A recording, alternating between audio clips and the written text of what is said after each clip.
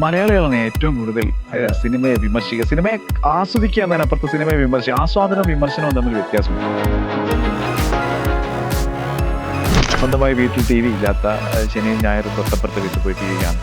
ഒരു കാലത്തും നടക്കവന്മാരെന്നാണ് ഞാൻ കരുതുന്നത്. അപ്പൊ അതുകൊണ്ട് തന്നെ സിനിമ ഒരിക്കലും ഞാൻ വിചാരിച്ചിട്ടേ ഇല്ല. സത്യത്തിൽ ഞാനിത് കാണാനുള്ള ശ്രമത്തിലെ ചിലപ്പം മാസങ്ങൾ വർഷങ്ങൾ കൊണ്ടൊക്കെ ആയിരിക്കും അതിങ്ങനെ കണ്ടു തീർക്കുക. മനസ്സിൽ തുടങ്ങി ഫൈനൽ, ഞാൻ ഫസ്റ്റ് ടൈറ്റിൽ കൊടുക്കാൻ ഇഷ്ടമില്ലാത്ത ആളാണ്. ഫൈനൽ ടൈറ്റിൽ വരുമ്പോൾ ഞാൻ ആ സിനിമ സ്ക്രിപ്റ്റിലില്ലെങ്കിൽ ഞാൻ എഴുതി കഴിഞ്ഞു. ആ സിനിമ നടന്നിരിക്കും. ഞാൻ ജീവിതത്തിൽ ഇതുവരെ ചെയ്തതിൽ ഏറ്റവും എളുപ്പമായിട്ട് തോന്നിയ പണി ഡയറക്ഷൻ. ഏറ്റവും എളുപ്പം ഒരു ഷോട്ട് 4 മിനിറ്റും ഏകദേശം 30-40 സെക്കൻഡ് ഉണ്ട്. ഒരൊറ്റ ഷോട്ട്. ആ ഷോട്ട് എന്ന് പറയുന്നത് അഭിനയിച്ചത് ചോലനായക വിഭാഗത്തിൽപ്പെട്ട 2 പേരാണ്. വെള്ളക്കരിയൻ, മണിയില്ല ആനന്ദ്. ഇവർക്ക് രണ്ടാളും ഒരു സിനിമയിൽ അഭിനയിച്ചിട്ടില്ല. ഒരാളുടെ പുറത്തുള്ള ഒരാളുടെ മുഖത്ത് നോക്കി ഒരു 2 മിനിറ്റിലധികം അങ്ങനെ നേരെ നോക്കി നമുക്ക് അങ്ങനെയുള്ള മനുഷ്യർ ക്യാമറയുടെ മുന്നിൽ അത്രയും സമയം 4 മിനിറ്റിലധികം ആ കഥ ഉൾക്കൊണ്ട് അവർ പറഞ്ഞു.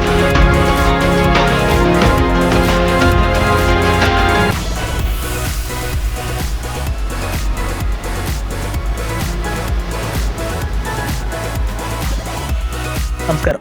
ഹമ മീഡിയയുടെ ഒരു പുതിയ വീഡിയോയിലേക്ക് എല്ലാവർക്കും സ്വാഗതം. ഒരു സിനിമ ലീഡ് ചെയ്യുന്നത് അതിൻ്റെ ക്യാപ്റ്റൻ ആരാണെന്ന് ചോദിച്ചു കഴിഞ്ഞാൽ സംശയമില്ല, സംവിധായകൻ തന്നെയാണ്. ഒരു സംവിധായകൻ അയാളുടെ ഒരു സ്വപ്നം എന്ന് പറയുന്നത് എന്തായിരിക്കും എന്ന് വെച്ച് കഴിഞ്ഞാൽ ഒരു സിനിമാ മേഖലയിൽ തൻ്റേതായിട്ടുള്ളൊരു അടയാളപ്പെടുത്തൽ ഉണ്ടാക്കി വെക്കുക എന്നുള്ളതായിരിക്കും.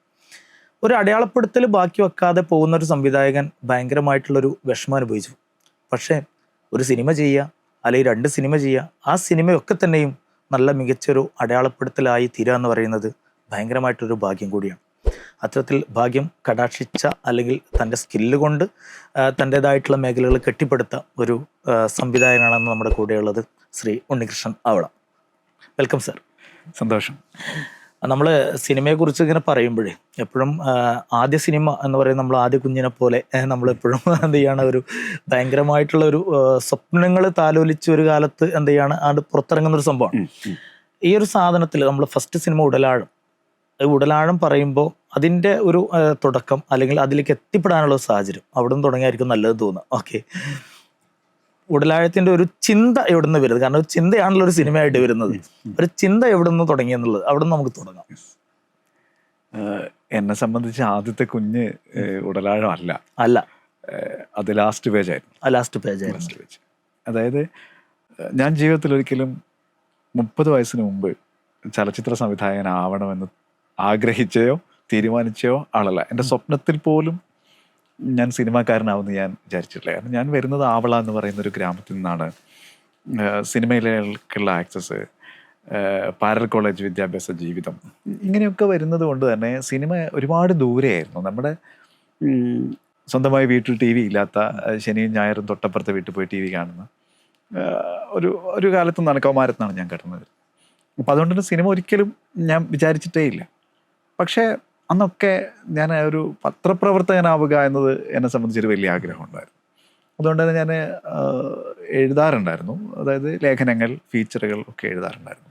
അതിനു മുമ്പ് എഴുതിയിരുന്നത് ശരിക്കും പറഞ്ഞാൽ കവിതയായിരുന്നു. കവിത എഴുതാൻ അന്നും ഇന്നും, കവിത വായിക്കാനാണ് ഏറ്റവും ഇഷ്ടം. അപ്പോൾ ഈ കവിത എഴുതുന്ന സമയത്ത് ഇത് പ്രസിദ്ധീകരിച്ച് വരില്ല. കാരണം ഒന്നത് അതിന് പ്രസിദ്ധീകരണ യോഗ്യമായിരിക്കില്ല. അതെ. അപ്പം അന്ന് പത്രാധിപ സുഹൃത്തുക്കളായിരുന്ന പലരോടും നമ്മൾ സംസാരിക്കുമ്പോൾ നമുക്ക് അങ്ങനെ പരിചയമില്ല. അപ്പം മലപ്പുറത്ത് സ്കൂൾ അധ്യാപകനായിട്ട് ജീവിതം തുടങ്ങുന്ന 21ാമത്തെ വയസ്സിലാണ്.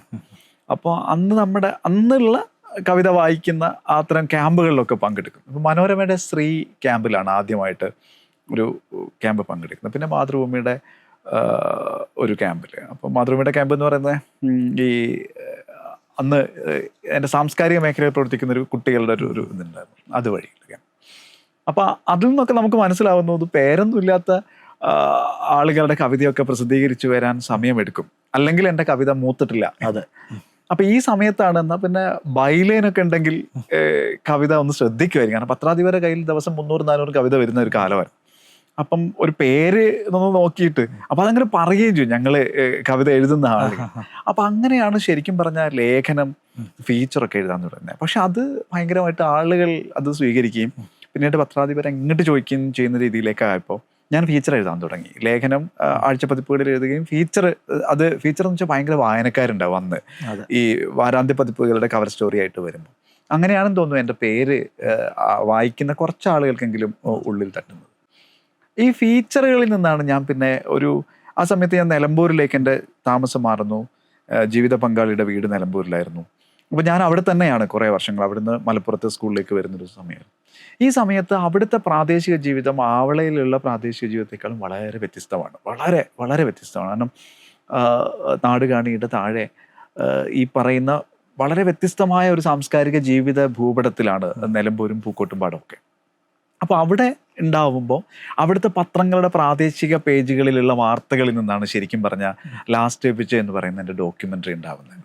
അപ്പോൾ അവിടെ വിവിധ തരം ട്രൈബ് ഗ്രൂപ്പ് മീൻസ് ഗോത്ര വിഭാഗങ്ങൾ പലതരം. അപ്പോൾ ഇവരെ ഞാൻ ബസ്സിൽ പോകുമ്പോൾ നിരന്തരം കാണുന്നു. ഇങ്ങനെയൊക്കെ അപ്പോൾ ഇവരുടെ ജീവിതത്തിൽ എന്നോ എൻ്റെ ഉള്ളിൽ ഉള്ള ഒരു അന്വേഷണ സ്വഭാവം ഉണ്ടെന്ന് തോന്നുന്നു. അപ്പോൾ ഇവരുടെ ആളുകളുമായിട്ട് നമ്മൾ പരിചയത്തിലാവുന്നു, സൗഹൃദത്തിലാവുന്നു, അവരുടെ ജീവിതം അറിയുന്നു. അപ്പം ഈ പത്രത്തിൽ നിന്നും അവിടുത്തെ പ്രാദേശികരിൽ നിന്നും ഇവരിൽ നിന്നുമുള്ള അറിവുകളെ ഞാൻ പൂരിപ്പിക്കുന്നു. ഇങ്ങനെയാണ് ശരിക്കും പറഞ്ഞാൽ അന്ന് മാധ്യമം വാരാന്ത്യ പതിപ്പിലൊക്കെ കുറേ സ്റ്റോറികൾ ഇതൊക്കെയായി ബന്ധപ്പെട്ട് വന്നിരുന്നു. അതിൽ നിന്നാണ് ശരിക്കും പറഞ്ഞാൽ എനിക്ക് തോന്നുന്നു കൊച്ചിയിലുള്ള ഒരു മാഗസിനിലേക്ക് ഞാൻ ഒരു സ്റ്റോറി അയച്ചപ്പോൾ ഇത് ഭയങ്കരമായിട്ട് നിങ്ങൾ പറഞ്ഞെഴുതി ഉണ്ടാക്കിയൊരു സാധനമാണല്ലോ എന്നുള്ള രീതിയിൽ അയാൾ എന്നെ കളിയാക്കുന്ന പോലെ സംസാരിക്കുകയും, അപ്പോൾ ഇതൊന്നും അങ്ങനെയല്ലല്ലോ, ഇത് ജീവിച്ചിരിക്കുന്ന ദൃശ്യങ്ങളല്ലേ എന്നുള്ള രീതിയിൽ ഞാൻ അതിനെ ഡോക്യുമെൻ്റ് ചെയ്യുകയാണ് ചെയ്തത്. ആ ഡോക്യുമെൻ്ററിയാണ് ശരിക്കും പറഞ്ഞാൽ ലാസ്റ്റ് പേജ്. കേരളത്തിലെ 3 ഗോത്ര വിഭാഗങ്ങളുടെ ജീവിതം. കാട്ടിൻ്റെ അകത്ത് ഇപ്പോഴും സ്വച്ഛമായി ജീവിക്കുന്ന ചോലനായ്ക്കർ, കാട്ടിനും നാടിനുമിടയിൽ, നാട് വികസിച്ചപ്പോൾ ഇടയിലായിപ്പോയി അറനാടർ, പിന്നെ നാട്ടിൽ സെറ്റിൽമെൻറ്റ് വ്യവസ്ഥയിൽ ജീവിക്കുന്ന ആളർ എന്ന് പറയുന്ന പെരിന്തൽമണ്ണയുടെ അടുത്ത് താമസിക്കുന്ന വിഭാഗം. ഈ 3 ഗ്രൂപ്പുകളുടെയും ജീവിതം ഡോക്യുമെൻ്റായി, അതിപ്പോഴും ഡോക്യുമെൻ്റായിട്ട് തന്നെയാണ് ഞാൻ അതിനെ കാണുന്നത്. ആ ജീവിതം കണ്ട ആളുകൾ, ഇത് കേരളത്തിലെ ക്യാമ്പസുകളിൽ, സ്കൂളുകളിൽ ഒക്കെ. പിന്നെ ഇതൊരു ലഹരി വിരുദ്ധമായ വിരുദ്ധമെന്ന് ഞാൻ പറയുന്നില്ല, ലഹരി എങ്ങനെയാണ് മനുഷ്യൻ്റെ സംസ്കാരത്തെ തകർക്കുന്നത് എന്നുള്ള രീതിയിലുള്ള ഒരു അന്വേഷണം കൂടിയുണ്ട്. ആ രീതിയിൽ അതൊരുപാട് പ്രദർശിപ്പിക്കപ്പെട്ട സിനിമയാണ്. അത് തന്ന ആത്മവിശ്വാസത്തിൽ നിന്നാണ് വിഷ്വൽ എനിക്ക് വഴങ്ങും. കാരണം ഞാൻ പഠിക്കാത്ത ഒരാളാണല്ലോ, വിഷ്വലി പഠിക്കാത്ത ഒരാളാണ്. ഇപ്പോഴും എനിക്ക് എഡിറ്റിംഗ് ഒന്നും അറിയില്ല. പക്ഷേ എനിക്ക് എവിടെ എൻ്റെ ദൃശ്യം കട്ട് ചെയ്യണം, എവിടെ മുറിക്കണം, അടുത്തത് എവിടെ ഒട്ടിക്കണം, ആ ഒട്ടിക്കുന്ന സമയത്ത് ബാക്കിൽ എന്ത് ശബ്ദമാണ് വരേണ്ടതെന്ന് എനിക്ക് ധാരണയുണ്ട്. പക്ഷെ ഇത് ടെക്നിക്കലി എനിക്ക് ചെയ്യാൻ അറിയില്ല. അപ്പോൾ അതുകൊണ്ട് തന്നെ എൻ്റെ അവയവം പോലെയാണ് എൻ്റെ കൂടെ വർക്ക് ചെയ്യുന്ന ടെക്നീഷ്യൻ. അപ്പോൾ അങ്ങനെ തന്നെയാണ് തുടരുന്നത്. അപ്പം ലാസ്റ്റ് പേജ് കഴിഞ്ഞ ഉടനെയാണ് ഞാൻ വിപരീതം എന്ന് പറയുന്ന ഒരു പുസ്തകം എഴുതുന്നത് DC ബുക്സിന് വേണ്ടിയിട്ട്. അതായത് എനിക്ക് തോന്നുന്നു ഇന്ത്യയിലെ അല്ല ഏഷ്യയിലെ തന്നെയാണെന്ന് തോന്നുന്നു ആദ്യത്തെ ഒരു ട്രൈബൽ ട്രാൻസ്ജെൻഡറുടെ ആത്മകഥയാണ് ആ പുസ്തകം. വിപരീതം എന്നാണ് അതിൻ്റെ പേര്. വളരെ 70 രൂപയോ മറ്റോ ഉള്ള പുസ്തകം. ഇപ്പോഴും അതിൻ്റെ 1-ാം പതിപ്പ് വിറ്റ് പോയിട്ടില്ല. കാരണം ഈ പറയുന്ന ഇവിടെ ഉണ്ടായിരുന്ന ഒരു ട്രാൻസ്ജെൻഡർ ഈ ഒരു കാലത്തിൻ്റെ മുന്നേ വന്ന പുസ്തകമാണ്. അപ്പം ആ പുസ്തകം ത്തിൽ നിന്നാണ് ശരിക്കും പറഞ്ഞാൽ ഉടലാഴം ഉണ്ടാവും. അതിലെ രാജു എന്ന് പറയുന്ന ചാത്തൻ എന്ന് പറയുന്ന മനുഷ്യന്റെ ജീവിതത്തിലൂടെ കടന്നു പോയപ്പോൾ എങ്ങനെയാണ് ഒരു ട്രാൻസ്ജെൻഡർ ആവുന്ന ഒരു മനുഷ്യൻ അനുഭവിക്കുന്ന ദുരന്തം നമുക്ക് മനസ്സിലാവും. അതേ സമയത്ത് ട്രൈബ് കൂടിയാണെങ്കിൽ എന്തായിരിക്കും എന്നുള്ളതാണ്. പക്ഷേ ഈ സിനിമയുടെ സ്ക്രിപ്റ്റൊക്കെ കഴിഞ്ഞ്, ഈ സിനിമയുടെ ഇൻ്റർവ്യൂ കാലങ്ങളൊക്കെ കഴിഞ്ഞ് ഉടലാഴം പുറത്തു വരുന്നതിന് തൊട്ട് മുമ്പ് ഞാൻ വയനാട്ടിൽ വെച്ചിട്ട് ഇതേ അനുഭവമുള്ള വേറൊരാളെ, ഇതേ അനുഭവം വെച്ചാൽ ഒരു ട്രൈബൽ ട്രാൻസ്ജെൻഡറിനെ കാണാനിടയായി. അപ്പോൾ അന്ന് എനിക്ക് തോന്നുന്നു ദേശാഭിമാനിയുടെ വിജേഷ് ചൂടലും ഞാനും കൂടിയാണ് അവരെ കാണാൻ പോയത്. അപ്പോൾ ദിവ്യ ദാമോദരൻ, ഞങ്ങൾ 3 പേരും കൂടിയാണ് തോന്നുന്നു അവരെ കാണാൻ പോകുന്നത്. അപ്പോൾ രമ്യ എന്നാണ് അവരുടെ പേര്, വേറൊരു പേരാണ് രമ്യ എന്ന പേരിലാണ് അവർ. പക്ഷെ അവിടെ ചെന്നപ്പോൾ ഞാൻ ഞെട്ടിപ്പോയി. കാരണം അവർ അത്രയും ആദരിക്കപ്പെടുകയാണ് അവിടെ. അവർക്ക് വേണ്ട വള, കമ്മൽ, വസ്ത്രങ്ങൾ ഇതൊക്കെ പണിയ വിഭാഗത്തിലുള്ള ആളുകൾ കൊണ്ടു കൊടുക്കുന്നു. അവർ ഭയങ്കര വാത്സല്യത്തോടെ അവരൊരു പെണ്ണായി ജീവിക്കാൻ ആഗ്രഹിക്കുന്നു, അങ്ങനെ ജീവിക്കുന്നു. ഇത് എൻ്റെ ബോധ്യത്തെ ആകെ അട്ടിമറിക്കുന്നുണ്ട് പലപ്പോഴും. കാരണം നമ്മുടെ നാഗരിക സ്വഭാവമുള്ള മനുഷ്യന്റെ, അല്ലെങ്കിൽ ഗ്രാമത്തിലാണെങ്കിൽ അങ്ങനെ ഒരാളെങ്കിൽ നമ്മൾ മാക്സിമം തമാശയാക്കാൻ. അവരങ്ങനെയല്ല ചെയ്തത്. ഇയാൾ എന്താണോ അതിനെ അങ്ങനെയായി തന്നെ പുലരാൻ കൂടെ നിൽക്കുക എന്ന് പറയുന്ന ഒരു വലിയ മാറ്റം ഉണ്ടായിരുന്നു. ദേശാഭിമാനി അത് സ്റ്റോറി ആയിട്ട് ചെയ്തിട്ടുണ്ട്. അത് കഴിഞ്ഞ് ആ സിനിമ ഉടലാഴം കഴിഞ്ഞതിന് ശേഷം ഉടലാഴത്തിന് മുമ്പ് വിമൻസസ് എന്ന് പറയുന്ന ഒരു ഡോക്യുമെന്ററി വന്നു. പിന്നെ തന്തപ്പേരിലേക്ക് എത്തുകയാണ് ചെയ്യുന്നത്. ഈ തന്തപ്പേരിലേക്ക് എത്തുമ്പോഴും ഈ പറയുന്ന ബോധ്യം എന്നെ വല്ലാതെ മാറ്റിയിട്ടുണ്ടായിരുന്നു ചിന്തകളെയൊക്കെ. അല്ല, നമ്മൾ രണ്ട് സിനിമകളും 2 വ്യത്യസ്ത പ്രമേയമാണെങ്കിലും പക്ഷെ അത് ഈ പറഞ്ഞ പോലെ സമൂഹത്തിൽ അവശത അനുഭവിക്കുന്ന അല്ലെങ്കിൽ അത്തരത്തിലുള്ള ഗോത്ര വിഭാഗക്കാരെ ഉൾപ്പെടുത്തിയിട്ട് അങ്ങനെയുള്ളൊരു സംഭവമാണ്. അപ്പം അത് നേരത്തെ ഒന്നാമത്തെ സിനിമ കഴിഞ്ഞപ്പോൾ ഉറപ്പുണ്ടായിരുന്ന രണ്ടാമത്തെ സിനിമ ഇത് തന്നെ ആവണം എന്നുള്ള നിർബന്ധ ബുദ്ധിയോ അല്ലെങ്കിൽ അതിന് വേണ്ടിയിട്ടുള്ള ചിന്ത അന്നേ തുടങ്ങിയിരുന്നു? ഇല്ല, ഞാൻ പറഞ്ഞല്ലോ അടുത്ത സിനിമ ഏതാന്ന് വെച്ചാൽ ഇപ്പോൾ എനിക്കൊന്നും പറയാൻ പറ്റില്ല. കാരണം ഉടലാഴം കഴിഞ്ഞപ്പോൾ എൻ്റെ മനസ്സിലൊരു വലിയ ശൂന്യതയായിരുന്നു. സിനിമ ചെയ്യുന്നു, സിനിമ അത് അതിൻ്റെ വഴിക്ക് പോകുന്നു. ഏറ്റവും വലിയ സങ്കടം എന്ന് വെച്ചാൽ ഒരു സിനിമ പൂർത്തിയായി അത് പ്രേക്ഷകന് വിട്ടുകൊടുത്തു കഴിഞ്ഞാൽ ഞാൻ അനുഭവിക്കുന്ന ഒരു വലിയ ശൂന്യതയുണ്ട്. അത് ഭീകരമാണ്. അനാഥത്വം എന്ന് പറയുന്നത് എൻ്റെ കയ്യിൽ നിന്ന് അത് പോയി. പിന്നെ എനിക്ക് ആരും ഇല്ല എന്നുള്ള ഒരു സാധനം. അപ്പം ഞാനിങ്ങനെ എൻ്റെ മക്കളെ കൈ എനിക്ക് പിടിച്ചു നിൽക്കാൻ പറ്റും, പക്ഷെ സിനിമയുടെ കൈ പിടിച്ച് നിൽക്കാൻ പറ്റില്ല. അത് ആൾക്കാർ കൊണ്ടുപോകുന്നു, അവർ ഇഷ്ടപ്പെടുന്നു, അഭിപ്രായം പറയുന്നു, ഇഷ്ടപ്പെടാതിരിക്കുന്നു. അതൊക്കെ നമ്മളെ കയ്യിൽ നിന്ന് പോയൊരു സാധനമാണ്. അപ്പം ഞാൻ തമാശയ്ക്ക് എൻ്റെ പങ്കാളിയോട് പറയുന്നൊരു സാധനമുണ്ട്. അതായത് നമ്മൾ പ്രസവാനന്തരം അനുഭവിക്കുന്ന കുറച്ച് സമയങ്ങൾ അതാണ് ശരിക്കും ആ ശൂന്യത എന്ന് പറയുന്നത്. പിന്നെ അത് കഴിഞ്ഞ് കുറച്ചു കാലം കഴിയുമ്പം വേറെ ഒരു സിനിമ നമ്മുടെ ഉള്ളിലേക്ക് വന്നു കയറുക ചെയ്യുക. അങ്ങനെ വന്നു കയറിയതാണ് തന്തപ്പേര്. പക്ഷേ ഉടലാഴത്തിന്റെ അനുഭവങ്ങൾ എനിക്ക് തന്തപ്പേരിന് മുതൽക്കൂട്ടായിരുന്നു. പക്ഷെ ഉടലാഴം ഫസ്റ്റ് സിനിമ എന്ന് പറയുമ്പോൾ നമ്മൾ ഇതിനു മുമ്പ് നേരത്തെ പറഞ്ഞ നമ്മൾ എക്സ്പീരിയൻസുകളൊന്നുമില്ല, നമുക്ക് എങ്ങനെയാണ് സിനിമ എന്നുള്ളൊരു സംഭവത്തെക്കുറിച്ച് അറിയില്ല. പക്ഷെ സിനിമ ചെയ്യണം എന്നുള്ളൊരു സംഭവം വന്നു. അപ്പോൾ ബാക്കിയുള്ള ഫാക്ടേഴ്സൊക്കെ അതിന് അനുകൂലമായിട്ട് കിട്ടുക എന്നുള്ളത് കൂടി ഒരു വലിയൊരു ഘടകമാണല്ലോ. കാരണം നമ്മൾ ഇത് എങ്ങനെയാണ് ആ ഒരു മറ്റു ഫാക്ടേഴ്സിലേക്ക് എത്തിയത്? അതായത് ബാക്കിയുള്ള ക്രൂ അല്ലെങ്കിൽ ഇതിന് വേണ്ട സന്നാഹങ്ങൾ കാര്യങ്ങളൊക്കെ അറേഞ്ച് ചെയ്യുക എന്നില്ല, അല്ല അതിലേക്ക് എത്തുക എന്ന് പറയുന്ന ഒരു വലിയ ഘടകമാണ് സംവിധായകനെ സംബന്ധിച്ചിടത്തോളം. അതും നമ്മൾ അതിനു മുമ്പ് അസോസിയേറ്റ് ആയിട്ടൊന്നും അങ്ങനെ വർക്ക് ചെയ്ത ഒരു പരിചയം ഒന്നുമില്ല. ഓക്കെ, അപ്പോൾ നേരിട്ട് പറയുമ്പോൾ തന്നെ ചിലപ്പോൾ പല ആളുകൾക്ക് അത്ഭുതമായിരിക്കും. നമ്മൾ പ്രത്യേകിച്ച് നമ്മൾ മലപ്പുറം പോലെയുള്ള ഒരു സ്ഥലത്ത് നിന്ന് ഒരു മുൻ പരിചയമില്ല, സിനിമയെക്കുറിച്ച് പരിചയമില്ലാതെ പെട്ടെന്നൊരു സുപ്രഭാതത്തിൽ നമ്മൾ സിനിമ ചെയ്യുന്നു. അപ്പോൾ അത് ഒരു പേടിയൊന്നും ഉണ്ടായിരുന്നില്ലേ സത്യത്തിൽ അങ്ങനെ ഒരു സിനിമ ചെയ്യാന്ന് പറയാ? പേടിയൊന്നും ഉണ്ടായിരുന്നില്ല. കാരണം എന്താ വെച്ചാൽ ഞാൻ സിനിമ ചെയ്യുന്നതിന് മുമ്പ്, ഒരു പ്രൊജക്റ്റ് എടുക്കുന്നതിന് മുൻപ്, ഇതൊരു പ്രൊജക്റ്റ് ആയി പൂർത്തിയായി കഴിഞ്ഞാൽ അതൊരു നല്ലൊരു വർക്കാവുമോ എന്നുള്ളൊരു പേടി തുടക്കത്തിലുണ്ടാവും. അത് കാരണം സ്ക്രിപ്റ്റ് എന്ന് പറയുന്ന ഒരു സാധനം സിനിമയ്ക്ക് പലപ്പോഴും എനിക്ക് ഉണ്ടാവില്ല. ഒരു രൂപരേഖ ഉണ്ടാവും, സെറ്റിൽ വെച്ചിട്ടാണ് അത് പൂർത്തിയാവല്. ഇത് രണ്ടും ഇനി അങ്ങോട്ടുള്ളത് അങ്ങനെ ആയിരിക്കില്ല. കാരണം ഇത് ഭാഷയുടെ ഒക്കെ പ്രശ്നവും അവരെങ്ങനെ പെരുമാറുന്നു എന്നൊന്നും അറിയാത്തതുകൊണ്ട്. അപ്പോൾ ഒരു സിനിമ തുടക്കം തൊട്ട് അവസാനം വരെ കണ്ടു കഴിഞ്ഞാൽ മാത്രമേ ഞാൻ ആ സിനിമ എഴുതാറുള്ളൂ. നിരന്തരം അത് ചില ആളുകൾ ചോദിക്കും, നീ അവിടെ വന്നില്ലല്ലോ, ഇവിടെ കണ്ടില്ലല്ലോ, ആ പരിപാടിക്ക് വന്നില്ലല്ലോ എന്നൊക്കെ. സത്യത്തിൽ ഞാനിത് കാണാനുള്ള ശ്രമത്തിലായിരിക്കും. അത് ചിലപ്പം മാസങ്ങൾ വർഷങ്ങൾ കൊണ്ടൊക്കെ ആയിരിക്കും അതിങ്ങനെ കണ്ടു തീർക്കുക. മനസ്സിൽ തുടങ്ങി ഞാൻ ഫസ്റ്റ് ടൈറ്റിൽ കൊടുക്കാൻ ഇഷ്ടമില്ലാത്ത ആളാണ്. ഫൈനൽ ടൈറ്റിൽ വരുമ്പോൾ ഞാൻ ആ സിനിമ സ്ക്രിപ്റ്റിലില്ലെങ്കിൽ ഞാൻ എഴുതി കഴിഞ്ഞു, ആ സിനിമ നടന്നിരിക്കും, മനസ്സിലത് പൂർത്തിയായി കഴിഞ്ഞാൽ. അങ്ങനെ തന്നെയാണ് തന്തപ്പേര് നടന്നത്. അടുത്ത 2 സിനിമകളും നടക്കാനിരിക്കുന്നത് അങ്ങനെയാണ്. കാരണം ചെയ്യണമെന്ന് ആഗ്രഹമുള്ള വളരെ കുറഞ്ഞ സിനിമകൾ എൻ്റെ കയ്യിലുള്ളൂ, 5 6. അതിൽ 3ാമത്തെ സിനിമ ഞാൻ അങ്ങനെ കണ്ടു കഴിഞ്ഞ അത് ഈ വലിയ ഗ്യാപ്പ് ഉണ്ടാവുന്ന പലപ്പോഴും അതുകൊണ്ടാണ്. അതെ, പക്ഷെ ഒരു ഗ്യാപ്പ് എന്ന് പറയുന്നത് നമുക്ക് നമ്മൾ പഠിച്ച അനുഭവങ്ങളിൽ നിന്ന് പുതിയ സാധനങ്ങൾ ഇതിലേക്ക് ആഡ് ചെയ്യാനുള്ള ഒരു സ്പേസും കൂടിയല്ലേ, ഒരു സമയം കൂടിയല്ലേ സംഭവം. കാരണം ഉടലാഴത്തിൽ നിന്ന് നമ്മൾ തന്തപ്പേരിലേക്ക് എത്തുമ്പോഴേക്ക് ഉണ്ണികൃഷ്ണൻ ആവള എന്ന് പറയുന്ന ഡയറക്ടർക്ക് ഭയങ്കരമായിട്ടുള്ളൊരു മാറ്റം സംഭവിച്ചിട്ടില്ലേ? കാഴ്ചപ്പാടുകളിലും അതേപോലെ തന്നെ നമ്മുടെ സ്കില്ലുകളിലൊക്കെ തന്നെ ഒരു മാറ്റം സംഭവിച്ചിട്ടുണ്ട്. അതായത് ഞാൻ ആദ്യ സമയത്തൊക്കെ ഒരു 16 കൊല്ലത്തെ ഒരു സ്കൂൾ ലൈഫിൽ നിന്നാണ് ഞാൻ സെറ്റിലേക്ക് എത്തുന്നത്. അപ്പോൾ എൻ്റെ സെറ്റ് അനുഭവത്തിൽ ഒരു സ്കൂൾ മാഷിന്റെ സ്വഭാവം ഉണ്ടായിരുന്നു. ഇപ്പൊ എൻ്റെ സെറ്റിൽ ഞാൻ എൻ്റെ സ്കൂളിൽ ഒരു സംവിധായകന്റെ സ്വഭാവമാണ്, നേരെ മാറി ഇതാണ്. അപ്പൊ ഭയങ്കര അത് കുറെ പലതരം മനുഷ്യർ. ഈ മനുഷ്യരൊക്കെ നമ്മളിങ്ങനെ ഒരു ചെയിനിൽ ഇങ്ങനെ കോർത്ത് എല്ലാവർക്കും അവരെ വഴിക്ക് വിട്ടിട്ട് നമ്മൾക്ക് വേണ്ടത് ഉണ്ടാക്കിയെടുക്കലാണ് ഇപ്പൊ ചെയ്യുന്നത്. മുമ്പ് അങ്ങനെ ആയിരുന്നില്ല. എൻ്റെ സിനിമയുടെ സെറ്റാണ്, അപ്പൊ എൻ്റെ സിനിമയുടെ സെറ്റിൽ എനിക്ക് വേണ്ടത് ചെയ്യാൻ വരുന്ന ആളുകൾ എന്നുള്ളത്. ഇപ്പൊ അങ്ങനെയല്ല. ആളുകൾ എന്താണോ അവരതായിട്ട് തന്നെ അവരെ പണിയൊക്കെ, പക്ഷെ അതിൽ നിന്ന് എനിക്ക് വേണ്ടത് എടുക്കാൻ ഇപ്പൊ ഞാൻ പഠിച്ചു എന്നുള്ളതാണ്. ഉടലാഴത്തുനിന്ന് തന്തപ്പേരിലേക്കുള്ള വർഷങ്ങളുടെ എൻ്റെ അതൊരു വലിയ മാറ്റമാണ്. കുറച്ചുകൂടി റിലാക്സ്ഡ് ആണ് വർക്ക് ചെയ്യാൻ. ഫസ്റ്റ് സിനിമ നമ്മൾ ചെയ്യുമ്പോൾ എപ്പോഴും ആദ്യ സംവിധായകന്റെ സിനിമ എന്ന് പറയുമ്പോൾ ഇതിൽ കാസ്റ്റിംഗ് വളരെ ഭയങ്കരമായിട്ടുള്ളൊരു ബുദ്ധിമുട്ട് അനുഭവിക്കുന്നത്. കാരണം അതിൽ തന്നെ ഭയങ്കര സിഗ്നേച്ചറുള്ള ഒരുപാട് ആക്ടേഴ്സ് അവര് ഇതിൽ അഭിനയിക്കുമ്പോൾ ഒരുപാട്. അപ്പം ശരിക്കും ഇന്ദ്രൻസ് പോലെയുള്ള ഒരു ആക്ടറെ നമ്മളിതുമായിട്ട് സമീപിക്കുമ്പോൾ അദ്ദേഹത്തിന്റെ ഒരു റെസ്പോൺസ് എന്തായിരുന്നു ഈ സിനിമയുടെ? എനിക്ക് തോന്നുന്നു വളരെ ജെന്യുവിൻ ആയിട്ടുള്ള കുറേ മനുഷ്യരുടെ ഒരു കൂടിച്ചേരൽ കൂടിയാണ് പലപ്പോഴും എൻ്റെ സിനിമകളുടെ സെറ്റ്. അങ്ങനെ അല്ലാത്ത ഒരാളൊക്കെ ഇതിനകത്ത് വന്ന് കുടുങ്ങിയാൽ ഞാൻ ഭയങ്കരമായിട്ട് ബുദ്ധിമുട്ടും. കാരണം എനിക്ക് അങ്ങനെ നിൽക്കാൻ കഴിയില്ല. അങ്ങനെ ഒരാൾ ഉടലാഴത്തിലുണ്ടായിരുന്നു, അത് നമുക്ക് പിന്നെ പറയാം. പക്ഷേ ഇന്ദ്രൻസ് ഏട്ടൻ എന്നൊക്കെ പറയുന്നത് നമ്മളിങ്ങനെ പറയില്ലേ, ഡൗൺ ടു എർത്ത് എന്ന് പറയില്ലേ, അത് മാത്രമല്ല ആ മനുഷ്യൻ. നമുക്ക് ഭയങ്കര ഊർജ്ജം തരും. മൂപ്പര് ചിലപ്പം എൻ്റെ സെറ്റിൽ ഇരിക്കാൻ റൂം ഉണ്ടായിരുന്നില്ല. മൂപ്പര് താമസിക്കുന്ന റൂമിൽ നിന്ന് നേരെ കടപ്പുറത്ത് വന്നിട്ട് എനിക്ക് തോന്നുന്നു ഈ മരത്തടികൾ ഇങ്ങനെ അടുത്ത് കൂട്ടിയിട്ടുണ്ട് എന്തോ ആവശ്യത്തിന്. അതിൻ്റെ മുകളിൽ തോർത്ത് വിരിച്ചിട്ടൊക്കെ അദ്ദേഹം ഇരിക്കുന്നത് എനിക്ക് ഓർമ്മയുണ്ട്. അപ്പോൾ അതിനുള്ളൊരു ഗുണം എന്താണെന്ന് വെച്ചാൽ ആ മനുഷ്യനെ പോലെയുള്ള വളരെ പ്രതിഭയുള്ള ഒരു മനുഷ്യൻ എങ്ങനെയാണ് മനുഷ്യനായിട്ട് ഞങ്ങളോട് സഹകരിക്കുന്നത് എന്നുള്ളത് എൻ്റെ ഒരു യൂണിവേഴ്സിറ്റിയാണത്. അപ്പോൾ മാത്രമല്ല അത് പൈസയുടെ കാര്യത്തിലായാലോ എന്നോട് പറഞ്ഞു എനിക്ക് സ്ക്രിപ്റ്റ് കേൾക്കാതെ സിനിമ ചെയ്യാൻ പറ്റില്ല. ഞാൻ ആരുമല്ല അന്ന് സിനിമ ചെയ്തിട്ടില്ല.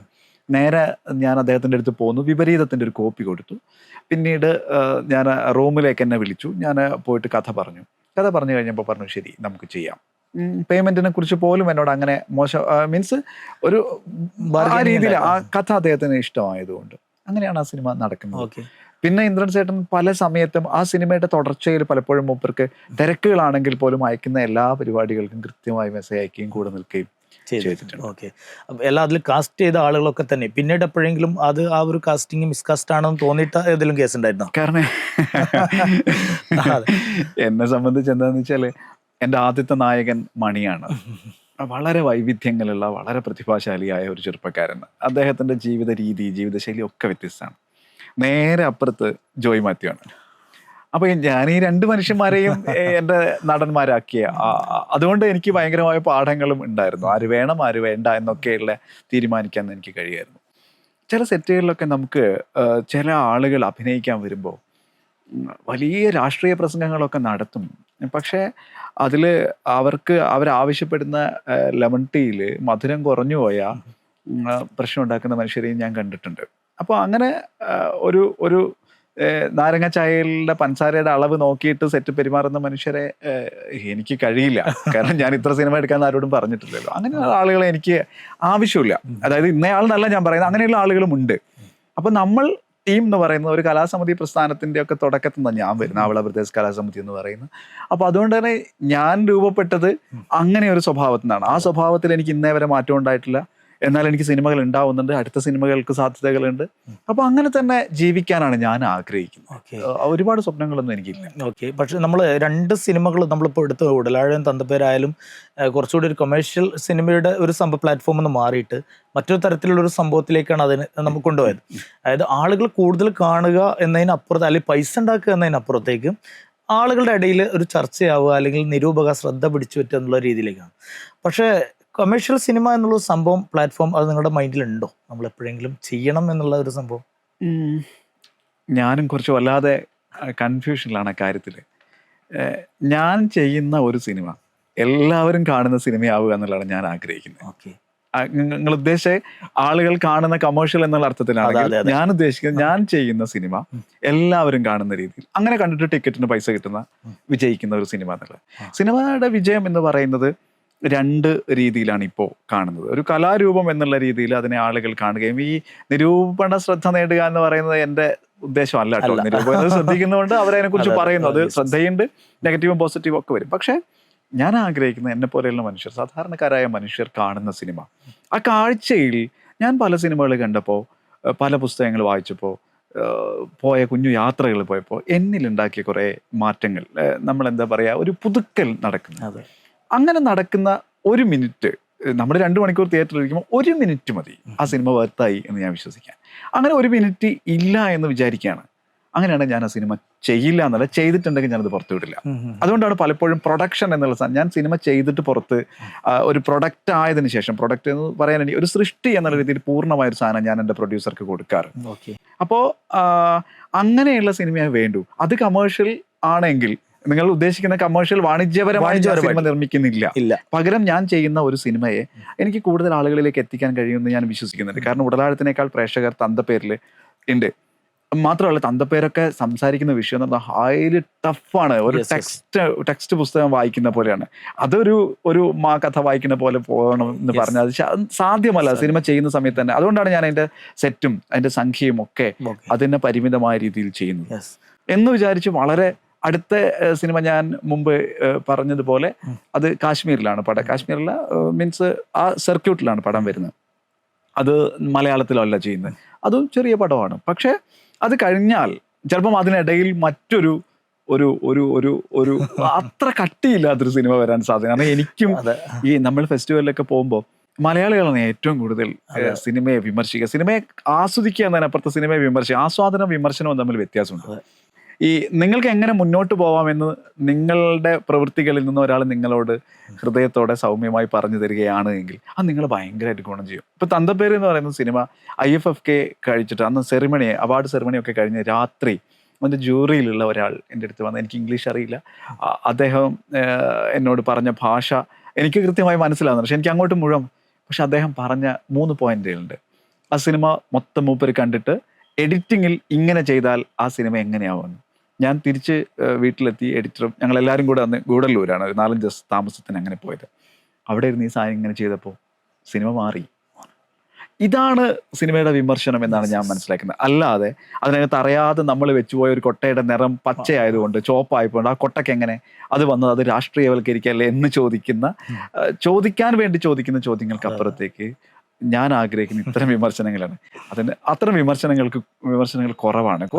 നല്ല വിമർശകർ ഉണ്ടാവേണ്ടതുണ്ട് ഇനിയും, ജെന്യുവിൻ എന്നുള്ള അർത്ഥത്തിൽ. ഇല്ല എന്നല്ല ഞാൻ പറയുന്ന, ഒരുപാട് നല്ല വിമർശകരുണ്ട്, പക്ഷെ ഇനിയും ഉണ്ടാവേണ്ടതുണ്ട്. നല്ല പ്രേക്ഷകൻ മാത്രമല്ല, നല്ല സിനിമ പഠിതാവും ഉണ്ടാവേണ്ടതുണ്ട്, തുറന്ന ഹൃദയത്തോടെ സിനിമയെ സ്വീകരിക്കുന്ന, മുൻവിധികളില്ലാത്ത. റൈറ്റിംഗ്, ഡയറക്ഷൻ രണ്ടും ചെയ്തപ്പോൾ അതിൽ അതിൽ ഏറ്റവും ഒരു ബുദ്ധിമുട്ടായി തോന്നിയ സാധനം സ്ക്രിപ്റ്റ് റൈറ്റിംഗ് ആണോ അതോ ഡയറക്ഷനാണോ? ഞാൻ ജീവിതത്തിൽ ഇതുവരെ ചെയ്തതിൽ ഏറ്റവും എളുപ്പമായിട്ട് തോന്നിയ പണി ഡയറക്ഷനാണ്. ഏറ്റവും എളുപ്പം, ഏറ്റവും സന്തോഷവും. പക്ഷേ എഴുത്ത് ഭയങ്കര പെയിനാണ്. എഴുത്തെന്ന് പറഞ്ഞാൽ ഒരു സിനിമ, ഞാൻ നേരത്തെ പറഞ്ഞ പോലെ, ഒരു സിനിമ തുടക്കം തൊട്ട് അതിൻ്റെ എൻഡ് ക്രെഡിറ്റ്സ് പോകുന്നത് വരെ ഞാൻ മനസ്സിൽ കണ്ടു കഴിഞ്ഞാൽ ഞാനത് എഴുതാനിരിക്കും. അതുകൊണ്ട് തന്നെ ഈ എഴുത്ത് എന്ന് പറയുന്നത് ഭയങ്കര, അത് എന്തിലായാലും ഇപ്പോൾ ഒരു ആർട്ടിക്കിളിൻ്റെ ഒരു വാക്യം എഴുതുകയാണെങ്കിൽ പോലും ഞാൻ ആ പെയിൻ അനുഭവിച്ചുകൊണ്ട് തന്നെ എഴുതാറ്. അതുകൊണ്ടാണ് ഒരു ഫിക്ഷൻ എഴുതാൻ കഴിയാത്തത്. ഒരു ഫിക്ഷൻ്റെ എനിക്കൊന്ന് 2-3 ഫിക്ഷൻ ഒരു 10-14 അധ്യായം എഴുതിയിട്ട് മാറ്റിയിട്ടിട്ടുണ്ട്. പക്ഷേ അതിൻ്റെ വേദന, പക്ഷെ എനിക്കറിയാം അത് ആ വേദന അനുഭവിച്ച് എഴുതി കഴിയുമ്പോഴുള്ള ഒരു സുഖവും, ആ സുഖത്തിന് വേണ്ടിയിട്ടാണല്ലോ നമ്മളത് എഴുതുന്നത്. തിരക്കഥ ഭയങ്കര ബുദ്ധിമുട്ട്. ഞാൻ തിരക്കഥ ഞാൻ എഴുതും. എൻ്റെ സിനിമയ്ക്ക് എനിക്ക് തന്നെ എഴുതിയേ പറ്റൂ. അതിനെ ഒരു കോ റൈറ്ററെ വെക്കാം, എന്നെ സഹായിക്കാനും എഴുത്തിനുമൊക്കെ. ടെക്നിക്കലി അതിനൊരാളെ വെക്കാം എന്നല്ലാതെ സ്വന്തമായല്ലാതെ തിരക്കഥ എഴുതി സംവിധാനം ചെയ്യൽ പണിയാണ്. ആണല്ലേ? നേരെ മറിച്ച് ഒരു നല്ലൊരു തിരക്കഥ കിട്ടിക്കഴിഞ്ഞാൽ സംവിധാനം ചെയ്യാൻ ഈസിയാണെന്ന് തോന്നുന്നുണ്ടോ?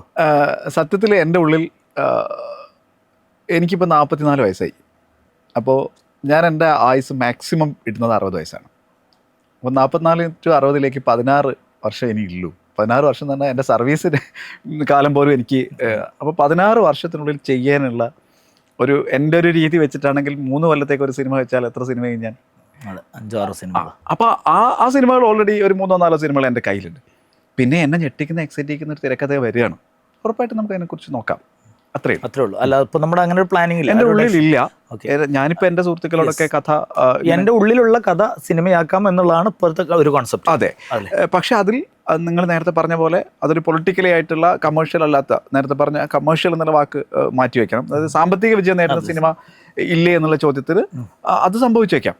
പക്ഷെ അത് ഞാൻ നേരത്തെ പറഞ്ഞ പോലെ തന്നെയാണ് എൻ്റെ അഭിപ്രായം. ഞാൻ ചെയ്യുന്ന സിനിമ വിജയിക്കുന്ന സ്ക്രിപ്റ്റുകൾ വേറെ ഉണ്ടാവും. പക്ഷെ ഇമോഷൻ വേണ്ടെടുത്ത്, കരച്ചിൽ വേണ്ടെടുത്ത് നമുക്കതിനെ കോമഡി ആക്കി അത് ചിരിപ്പിക്കാന്ന് പറയുന്ന പരിപാടിക്ക് എനിക്ക് വയ്യ. ഓക്കെ.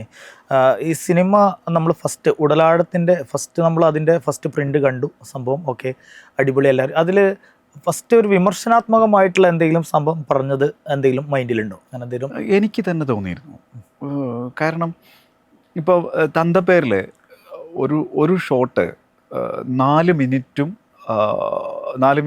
ഏകദേശം 30-40 സെക്കൻഡ് ഉണ്ട് ഒരൊറ്റ ഷോട്ട്. ആ ഷോട്ട് എന്ന് പറയുന്നത് അഭിനയിച്ചത് ചോലനായക വിഭാഗത്തിൽപ്പെട്ട 2 പേരാണ്. വെള്ളക്കരിയനും മണിയില്ല, മരിച്ചു, ആനകുത്തി. അപ്പം ഇവർക്ക് രണ്ടാളും ഇന്നേവരെ സിനിമയിൽ അഭിനയിച്ചിട്ടില്ല. പുറത്തുള്ള ഒരാളുടെ മുഖത്ത് നോക്കി ഒരു 2 മിനിറ്റിലധികം അങ്ങനെ നേരെ നോക്കി അങ്ങനെയുള്ള മനുഷ്യർ ക്യാമറയുടെ മുന്നിൽ അത്രയും സമയം 4 മിനിറ്റിലധികം ആ കഥ ഉൾക്കൊണ്ട് അവർ പറയുകയാണ്. അങ്ങനെ പറയിപ്പിക്കുന്ന പണിയാണ് ഡയറക്ഷൻ എന്നാണ് ഞാൻ വിശ്വസിക്കുന്നത്. അപ്പോൾ അത്രയും ദൈർഘ്യമുള്ളൊരു ഷോട്ട് ഉടലാഴത്ത് കാണില്ല. കാരണം ഉടലാഴം ചെയ്ത് കഴിഞ്ഞ് അതിൻ്റെ എഡിറ്റിംഗ് ടേബിളിൽ ഇരുന്നപ്പോഴാണ് എനിക്ക് മനസ്സിലായത്, ആ ഒന്ന് കട്ട് ചെയ്തെടുത്ത് കുറച്ചും കൂടെ ദൈർഘ്യം ഉണ്ടായിരുന്നുവെങ്കിൽ, അനിമളുടെ തിരിഞ്ഞു നോട്ടത്തിൽ കുറച്ചും കൂടെ പതുക്കെ തിരിഞ്ഞു നോക്കി ഒന്ന് എഴുന്നേറ്റിരുന്നെങ്കിൽ അത് കുറച്ചും കൂടെ ആളുകൾക്ക് ആ ഒരു വിഷ്വൽ കുറച്ചും കൂടെ കിട്ടുമായിരുന്നു. അതിൻ്റെ പുതുക്കലുകൾ തന്തപ്പേരിലുണ്ടായിരുന്നു. ഇനി തന്തപ്പേരിൽ നിന്ന് ഇനിയും മാറ്റം ഉണ്ടാവും അടുത്ത സിനിമയിലേക്ക് പോകുമ്പോൾ. ഈ ഉടലാഴത്തിൽ നിന്ന് തന്തപ്പേരിലേക്ക് വന്നപ്പോൾ, അതായത് ഇപ്പോൾ കാസ്റ്റിംഗ് കൂടുതലായിട്ട് ഇപ്പോൾ ഈ പറഞ്ഞ ആദിവാസി വിഭാഗത്തിൽപ്പെട്ട ആളുകളെയൊക്കെ അത് കാസ്റ്റ് ചെയ്യുക എന്ന് പറഞ്ഞാൽ ഭയങ്കര ടാസ്ക്കായിട്ട് തോന്നിയിട്ടില്ലേ? കാരണം നമ്മൾ ബാക്കിയുള്ളൊരു ഇപ്പോൾ നമുക്ക് ഒരു പോപ്പുലർ ആയിട്ടുള്ള ആക്ടേഴ്സിനെയോ അല്ലെങ്കിൽ നമുക്ക് എന്തെങ്കിലും ഓഡിഷൻ വെച്ച് ചെയ്യാൻ പറ്റുന്ന ഒരു സംഭവത്തിനപ്പുറത്തേക്ക്, കാരണം ഇതിനൊരു പർട്ടിക്കുലർ ആയിട്ടുള്ള ആ ഒരു സംഭവത്തിൽ നിന്ന് തന്നെ ചെയ്യുമ്പോൾ അതിൻ്റേതായിട്ടുള്ള ഒരുപാട് ബുദ്ധിമുട്ടുകൾ ആ സമയത്ത് അനുഭവിച്ചു. ആ ബുദ്ധിമുട്ടായിരുന്നു എൻ്റെ സന്തോഷം. എനിക്ക് ജിയോ ബേബിന്റെ അടുത്ത് ഇപ്പൊ ഇതേ പടത്തിൽ ജിയോ ബേബി ഉണ്ട്, അറിയാലോ, സംവിധായകനാണ്. അപ്പം ജിയോ ബേബി ഉണ്ട്, കഴിഞ്ഞ പടത്തിൽ ഇന്ദ്രൻ സേട്ടൻ, ജോയ് മാത്യു, സജിതേച്ചി, ഇവരൊക്കെ ഉണ്ട്, അനുമോള്. പക്ഷേ ഇവരിൽ നിന്ന് എനിക്ക് കിട്ടുന്ന ആക്ഷൻ, അതിൻ്റെ ഇടപെടലുകൾ, റിയാക്ഷൻ, സംസാരങ്ങൾ, തെറ്റലുകൾ, പിണങ്ങിപ്പോക്കുകൾ, ഇത് ഞാൻ ശരിക്കും എൻജോയ് ചെയ്യുന്നുണ്ടായിരുന്നു. കാരണം ഞാൻ മനസ്സിലാക്കുന്നത് അങ്ങനെ സിനിമ ചെയ്യാൻ കഴിയുന്നു എന്നുള്ളതാണ് ആ സിനിമയുടെ പ്രാധാന്യം. അടുത്ത സിനിമ ചിലപ്പോൾ ഇങ്ങനെ ആയിക്കോളണം എന്നില്ല. അത് ആ ബുദ്ധിമുട്ടാണ് എന്നെ അത് ചെയ്യിക്കുന്നത്.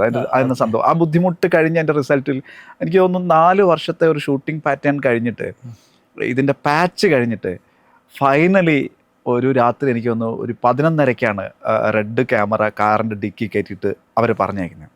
പിന്നെ ഞാനും ഇവരും എൻ്റെ ക്രൂവും മാത്രമാണ്.